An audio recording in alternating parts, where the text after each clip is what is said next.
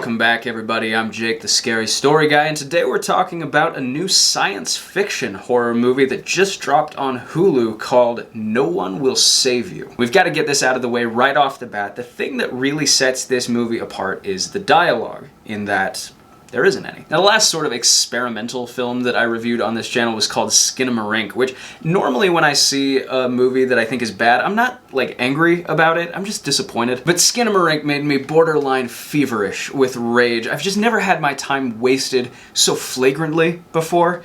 I hated so much about the things that it chose to be. So going into this, knowing that there's no dialogue, knowing that most of the good things I'd seen about it were from film nerds online, sort of people who would watch Skinamarink and actually not want to put their foot through their screen, I was like, oh god, here we go. But I've got to be honest, I actually like No One Will Save You quite a lot, and I think that's because despite the lack of dialogue, it had a few things that Skinamarink did not, namely characters, plot, action. No One Will Save You is the story of a young woman who is either autistic or doing a very good impression of it, who lives alone in her childhood home. She hates interacting with people, and it immediately becomes clear why when she goes into town, and it's evident that everyone there utterly despises her. And having recently seen the movie Beau is Afraid, I wondered if something kind of similar might be at play, where it's like everyone's actually acting pretty normal, but because she's such an unreliable narrator, it's all being warped through her lens. And then someone straight up spits in her face, and it's like, oh, no, they do hate her. As for why they hate her, you'll have to watch the movie to find out, but the far more pressing concern is actually the alien who's trying to break into her home. I really liked Kaitlyn Dever in this lead role, which is good because it gets rid of the absolutely rancid taste that Dear Evan Hansen left in my mouth, which,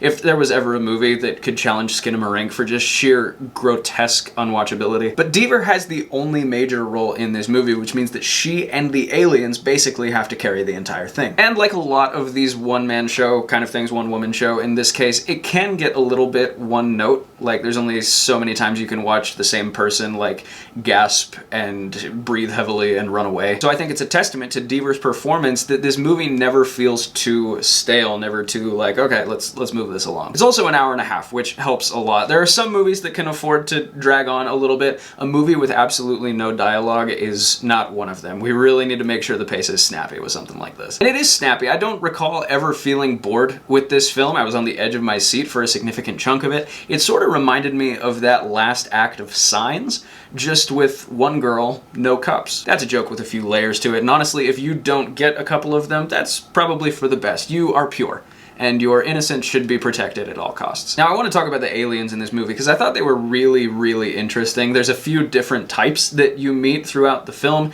There's your standard kind of, flying saucer, little green men type humanoid ones. There's these, like, chimpanzee mini spaz balls. There's this really big one that looks pretty freaky that I just started calling Daddy Longlegs, which, by the way, is just an oddly kinky name for a spider. I've never been sure how I felt about that. But it's cool because in an alien movie or a monster movie, if they show the creature too soon or too often, it can kind of ruin the effect. Like, oh, I've seen it, now I'm not scared of it. Whereas in this movie, they're constantly introducing these new types of aliens, and they all look really good, so it kind of keeps you on your toes. And this all ultimately culminates in an ending that is pretty remarkable. You see it and you're instantly like, that's gonna be divisive, maybe even just outright unpopular, but I personally loved it. I also told my wife about the movie afterward, and when I got to the ending, she was like, holy shit, that's such a good ending. So your mileage may vary, but I thought it was great. I did think there were a few scenes that didn't totally work for me. There's one scene on a bus in particular.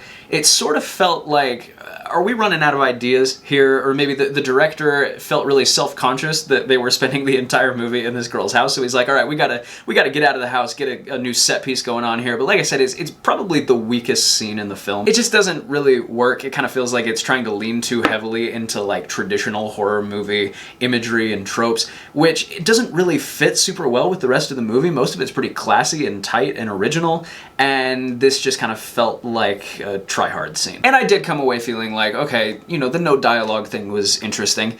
I'd see some of the reasons for it, but did it make the movie better, more enjoyable? I'm not sure. I'm just not leaving the movie like, oh man, I'm so glad no one said anything the whole time. Like, I think what it really does more than anything is just serves to make the movie less accessible to a broad audience. But at the end of the day, this is an action-packed kind of sci-fi horror hybrid that I had a really good time with. A great lead performance, some cool-ass aliens. I'm gonna give No One Will Save You 3.5 stars out of 5. I do want to briefly say just one spoilery thing, so if you haven't seen the movie yet, get out of here now. You're not gonna miss anything other than my sick catchphrase. So thank you for watching this video. Here's hoping you survive to see the next one. Get the f out of here. Alright, very brief spoiler talk begins now. So I found myself wondering something by the end of this movie. The aliens that invade, they spit this little weird, kind of wriggly, spongy thing into people's mouths, which enables them to kind of possess them, to take control of them. And I'm wondering if that little thing they spit up is actually the alien species in charge here, like some kind of intergalactic parasite. Like the normal gray alien species that shows up. Maybe they were once just totally normal, not aggressive or violent or anything like that, and then they got taken over by this space parasite, and now they're merely a vessel for this thing to come to our world. It didn't seem explicitly stated either way though, so the movie could have been just that more surface level reading of, you know, these are the aliens, they're invading, and this is their little buddy that they use to help possess people. I don't know, but I do think I like the movie a little bit more if it's that first option. Alright guys, October is just around the corner, so I'm going to try and ramp up my video production a bit over the next month, pump out some more content, so stay tuned for that. But in the meantime, here's the real closing catchphrase if you're one of the cool ones who stuck around. Thank you so much for watching this video, and here's hoping you survive to see the next one.